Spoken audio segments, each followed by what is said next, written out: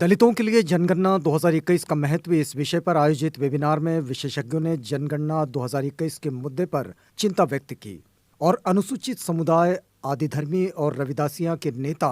इस वेबिनार में दो समूह में विभाजित होते दिखे।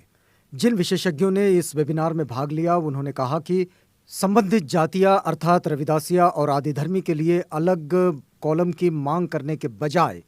दलितों को बौद्ध धर्म के कॉलम में ही पंजीकृत होना चाहिए, जो पहले से ही जनगणना के रूप में उल्लिखित एक अलग धर्म है। उन्होंने कहा कि आदिधर्मी और रविदासिया दोनों अनुसूचित जाति के तहत वर्गीकृत जाति है और धर्म को बौद्ध धर्म के रूप में उल्लेख किया जाना चाहिए। वेबिनार का आयोजन Ambedkarite international coordination society AICS Canada ने किया था। हाल ही के दिनों में देखा गया है कि आदिधर्मी और रविदासिया इन दोनों समूहों के नेता समुदाय के लोगों से आदिधर्मी और रविदासिया के रूप में उल्लेख करने को कह रहे हैं। जनगणना के प्रारूप में इन दोनों धर्मों का उल्लेख करने के लिए कोई अलग कॉलम नहीं है। इस विषय पर विशेषज्ञ विचारक और विद्वान डॉक्टर GC कौल ने वेबिनार में बोलते हुए कहा कि बाबा साहेब डॉक्टर अम्बेडकर को दुनिया के 6 बुद्धिजीवी विद्वानों में से एक माना जाता है। उनकी शोध पुस्तक हु वेर द शूद्राज में इंडो आर्यन सोसाइटी में चौथे वर्ण का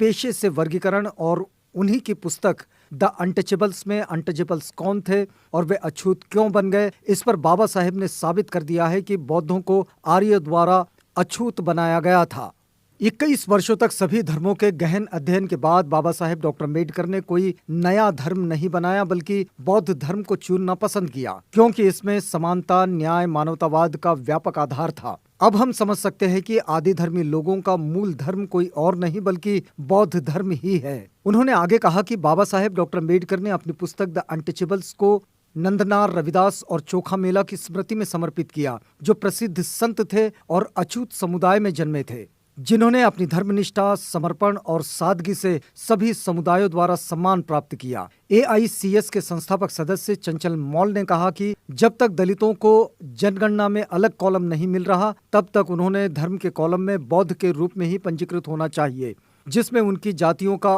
उल्लेख किया जाता है, वहां बुद्धिज्म लिखे। Doctor Ambedkar memorial committee great Britain UK के प्रेसिडेंट खुशविंदर कुमार बिल्ला, परमजीत कायंथ, आनंद बाली, संस्थापक सदस्य और महासचिव AICS कनाडा ने भी ये कहा कि फिलहाल बौद्ध धर्म के तहत पंजीकृत होना सही निर्णय है, जिससे हमें ये जानने में मदद मिलेगी कि आदिधर्मी और रविदासियों की वास्तविक संख्या कितनी है।